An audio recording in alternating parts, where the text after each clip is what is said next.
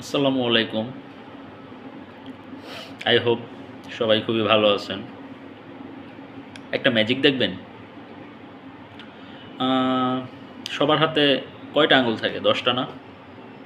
Same আমার হাতেও ১০টা আঙুল। আমি আজকে ম্যাজিক করে ১০টা আঙুলকে ১১টা আঙুল বানায় দেখাবো। দেখবেন আপনারা? চলেন দেখাই। 10, 9, 8, 7, 6, 7, 8, 9, 10, 11 দেখলেন? ১১টা আঙুল।